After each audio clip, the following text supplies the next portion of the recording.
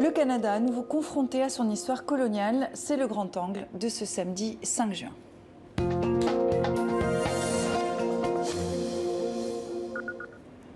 La semaine dernière, les restes de 215 enfants autochtones ont été découverts dans un ancien pensionnat géré par l'Église catholique. Cette macabre découverte plonge à nouveau le Canada dans une page sombre de son histoire. Irène Bélier, bonsoir.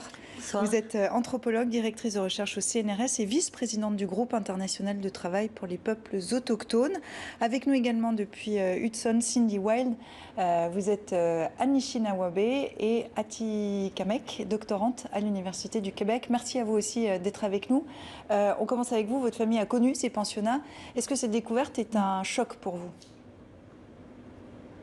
Non, pas un choc. C'est non plus une surprise. En fait, c'est un mélange de tristesse, de colère, d'indignation aussi, parce que c'est une situation qu'on alléguait depuis vraiment longtemps. Et en fait, ça fait juste preuve de ce qu'on disait, mais non pas de surprise. Alors on va revenir sur cette découverte. Ce type d'établissement, ces pensionnats ouverts à la fin du 19e siècle, avaient pour but d'assimiler les enfants de communautés autochtones. La découverte de restes dans une fosse commune a provoqué la consternation de la population et de la classe politique. Les précisions d'Anne-Sophie Pierry. 215 paires de petites chaussures, autant que le nombre de corps d'enfants retrouvés. La découverte macabre dans cet ancien pensionnat de Kamloops la semaine dernière suscite une émotion immense à travers tout le Canada, confronté à son passé. 215, et ce n'est que le début, précise cette pancarte. Des choses inimaginables se sont produites ici, dans cette école. Ma grand-mère y était. Elle a survécu et je suis là aujourd'hui pour elle. Ils sont près de 150 000 enfants, tous issus de tribus amérindiennes, à avoir été retirés à leur famille et scolarisés de force dans ces pensionnats catholiques. Kamloops était l'un des 139 établissements du genre mis en place dans le pays à la fin du 19e siècle. Alors la crainte d'autres charniers surgit. Les survivants de ces pensionnats estiment être enfin écoutés. On l'a dit, on l'a répété déjà, qu'il y avait aussi des morts dans ces institutions-là. Déjà dans l'histoire ancienne, dans les écritures des années passées, dans les années 1900-1920, on parlait déjà des morts de personnes, d'enfants qui allaient dans ces écoles-là. Ils ont voulu enlever notre identité, ils ont voulu enlever notre esprit, ils ont voulu tuer notre esprit, et même qui ont essayé de prendre nos âmes de ça. Malnutrition, violence physique et sexuelle, des traitements censés assimiler ces enfants à la culture dominante. En 2015, une commission nationale d'enquête avait déjà qualifié ce système de génocide culturel. Ces derniers jours, les appels à des excuses de la part de l'Église et même du pape se multiplient. C'est honteux qu'ils ne se soient jamais excusés. Il y a une responsabilité qui repose entièrement sur les épaules du Conseil des évêques du Canada. Des réactions bouleversées jusqu'au plus haut sommet du gouvernement canadien. Les conclusions de l'enquête sur la découverte des corps devraient être publiées au mois de juin. Irène Bélier, est-ce que les excuses sont importantes et est-ce qu'elles suffisent? Non. Les excuses sont très importantes en effet et elles marquent un temps de reconnaissance de la part du gouvernement en place des traumatismes profonds, des erreurs qui ont été commises, mais elles sont largement insuffisantes. De même que tout le dispositif de compensation, de payer, d'aider à faire la vérité est très important. Le Canada met en place des moyens, mais c'est largement insuffisant pour pouvoir remonter sur pratiquement 150 ans. Alors les évêques canadiens ont pris la parole pour soutenir les communautés affectées. Est-ce que, Cindy Well, vous attendez et vous espérez des excuses du Vatican? Ce serait la moindre des choses, selon moi. Je parle en mon nom, mais effectivement, ce ne serait pas suffisant. Je pense qu'on est confronté à une vérité. Le pays entier est confronté à une vérité aujourd'hui. Vérité qui est souvent niée. Plusieurs Canadiens et Québécois, dans ma situation, je suis au Québec en ce moment, ne prennent pas leurs responsabilités, ne veulent pas prendre une certaine responsabilité dans tout ce qui s'est passé. Et je déplore ça parce que bien que ce n'est pas chaque individu qui a commis ces actes-là, l'ensemble des Canadiens aujourd'hui tirent profit de tout ce qu'on a dû, comme Première Nation, renoncer. Et la découverte de ces corps-là, statue absolument ce que je suis en train de vous dire. Donc, je pense qu'on a une responsabilité au pays entier face à ces événements-là. Et on va s'intéresser à la responsabilité que prend le gouvernement de Justin Trudeau. Justin Trudeau a promis, je le cite, des actions concrètes. Lesquelles seraient les bienvenues, Cindy Wilde? Donner tous les moyens aux communautés autochtones de faire émerger cette vérité-là, notamment par des fouilles. Avec la nouvelle technologie, on peut aller par radar faire une bonne longueur d'avance dans ces recherches-là. Donc, ce serait vraiment un premier pas. Irène Bellier, le Premier ministre a fait de la réconciliation avec les peuples du Canada, les premiers peuples du Canada, l'une de ses priorités depuis son accession au pouvoir. Est-ce que jusqu'ici, le bilan est bon ? Je pense qu'il faut se prononcer sur différents plans de politique publique et sur le long terme. Donc il y a des effets d'annonce, il y a des points importants, il y a du dialogue avec les Premières Nations, il y a de la réconciliation, il y a de l'argent qui est mis sur la table, mais il y a des choses qui manquent, comme par exemple retrouver les noms de tous les enfants disparus qui n'ont pas été retrouvés. Il y a quand même eu entre 4 et 6 000 morts, on ne connaît que les noms de 2800, donc il y a là dans la recherche des points très importants.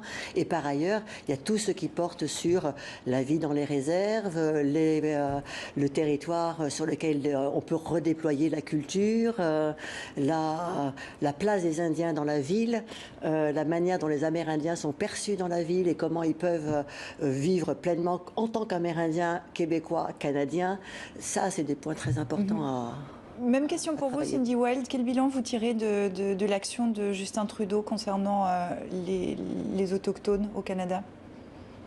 Je pense que les intentions sont là, les intentions sont bonnes, mais les actions ne suivent pas les intentions, malheureusement. On peut le voir avec la Commission de vérité et réconciliation sur le sujet pour lequel nous discutons aujourd'hui. Peu d'appels à l'action ont été vraiment mis en œuvre, donc notamment sur la recherche des enfants qui ont disparu. Il y avait des recommandations, précisément 6, sur cette situation-là. Puis, si on fait le bilan aujourd'hui, c'est peu éloquent, là. En décembre 2015, Justin Trudeau a accepté les conclusions de ce rapport de la Commission Vérité et Réconciliation que vous évoquiez les deux à l'instant.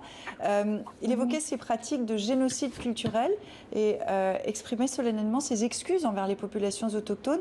Cindy Wilde, vous dites que le génocide continue. Sous quelle forme ? Absolument. Juste par la loi sur les Indiens, qui est encore en vigueur au Canada, je suis soumise à la loi sur les Indiens. Les politiques coloniales sont toujours mises en place et se perpétuent. On le voit dans les résultats au niveau de la protection de la jeunesse. On a une surreprésentation de nos enfants dans le système de la protection de la jeunesse. Au niveau de la surreprésentation carcérale aussi. Donc, il y a plusieurs situations en ce moment qui ont cours au Canada qui font en sorte que on peut le voir que c'est encore d'une évidence. Puis moi, je parle de génocide tout court. Irène Bellier, le Canada, est-ce que le Canada va un peu plus loin quand même, malgré tout, que d'autres pays sur son histoire coloniale ? C'est une bonne question et c'est pas facile d'y répondre dans la mesure où, oui, d'une manière évidente, des travaux ont lieu, on peut réfléchir sur la question du colonialisme et sur la question de la situation des Amérindiens.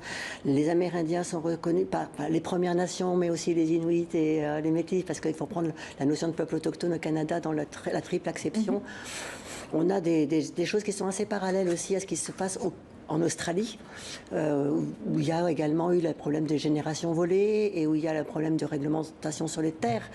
Donc ce sont des pays anglo-saxons qui vont un petit peu de l'avant sur ces questions-là et qui sont confrontés, les deux, non seulement à du génocide structurel, enfin du génocide culturel, du génocide tout seul, mais on dirait du génocide structurel parce que c'est profondément intriqué dans les structures institutionnelles de l'État. Et ça veut donc dire que ça continue, c'est ça que vous dites ? Et ça continue tant qu'on n'a pas effectivement de reconnaissance pleine et entière de l'égalité, mais de l'égalité en droit, de l'égalité en destin, d'une certaine façon.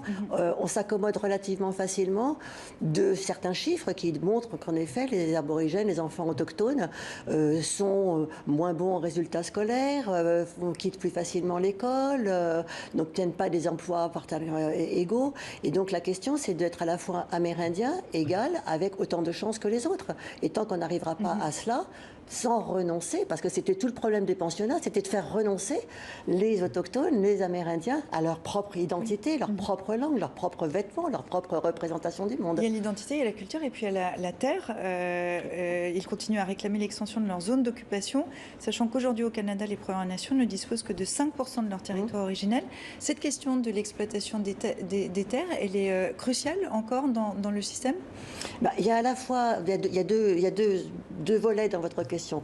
Un premier volet, c'est que les territoires de réserve sur lesquels qui sont donnés en gouvernement aux bandes sont largement insuffisants pour la vie pleine et entière des générations actuelles, y compris le retour de ceux qui sont partis en ville et qui ne se sont pas sentis très bien en ville et qui veulent revenir, vivre du territoire.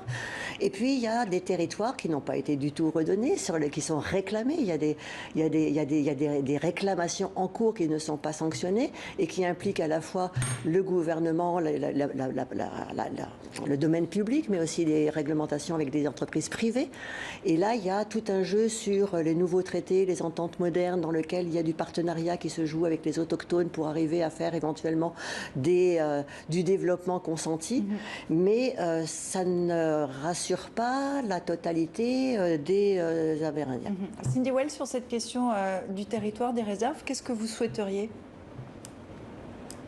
En fait, il faut que vous sachiez que nos territoires sont non cédés ici au Québec. Il y a des conventionnés, notamment les Cris et les Naskapi, mais l'ensemble des Premières Nations au Québec n'ont pas cédé leur territoire, donc c'est vraiment l'enjeu principal. Vous savez que l'indice de développement humain du Canada est au 13e rang, en 2020 en fait, et le dernier indice que j'ai trouvé pour les populations indiennes inscrites qu'on appelle était au 52e rang pour le même pays. Donc, je pense qu'il faut qu'on se ramène à quelles sont les causes de cet indice-là. Et l'accès au territoire est absolument essentiel pour un développement économique et en santé, finalement, des Premières Nations. Alors, les peuples autochtones ont lutté continuellement pour préserver leurs terres, mais aussi leurs croyances et leurs droits. Et malgré le traité sur les droits des peuples autochtones, ces derniers sont encore victimes de graves discriminations et même des ethnocides, vous l'évoquez, un peu partout dans le monde. Comment défendre les droits de ces autochtones ? Vous vous y attelez, vous. Qu'est-ce que vous préconisez ? D'abord, de respecter les droits humains, les droits fondamentaux. Et donc, il y a tout un volet qui porte sur les droits individuels de la personne depuis 1948 et qui touche l'ensemble des citoyens du monde, si l'on peut le dire. Et puis, il y a les déclarations des droits des Nations Unies sur les droits des peuples autochtones. Il y a tout un ensemble de développements qui ont lieu à partir des Nations Unies pour reconnaître qu'il faut des droits collectifs sur le territoire, mais aussi pour la langue, pour l'éducation, pour la dignité, etc. Et donc, l'objet aujourd'hui, c'est en effet de la mise en œuvre, c'est d'amener les États qui ont signé. Le Canada, par exemple, a signé tardivement. Au départ, n'a pas accepté, puis il y a eu les excuses, puis accepté la déclaration. Maintenant, l'enjeu, c'est effectivement de la mettre en œuvre. Mais ça mobilise la totalité de la société, les corps institués, la police, la justice, même la manière dont on va réaliser des contrats privés pour des ventes de terres ou autre chose. Il faut considérer que les autochtones existent. Ils sont là, plein et entier, avec une personnalité à la fois individuelle et collective. Et donc ça, à partir de là, ça oblige la police même à changer dans ses mentalités, les médias à s'adapter. Donc là, c'est très bien, vous avez invité Cindy et c'est formidable. Ça n'aurait pas été possible il y a 50 ans, évidemment. Donc les choses progressent et à mesure que la société non autochtone reconnaîtra et dialoguera avec les autochtones, il s'apercevra que l'on s'enrichit grandement dans le dialogue interculturel. Et on est ravis d'avoir invité Cindy Wells. Merci d'avoir été avec nous. On est ravis de vous avoir invité également, Irène Bélier. Et puis pour nos téléspectateurs qui souhaitent en savoir plus, je vous renvoie bien sûr vers notre site internet information.tv5monde.com. Merci à vous deux. Merci à vous.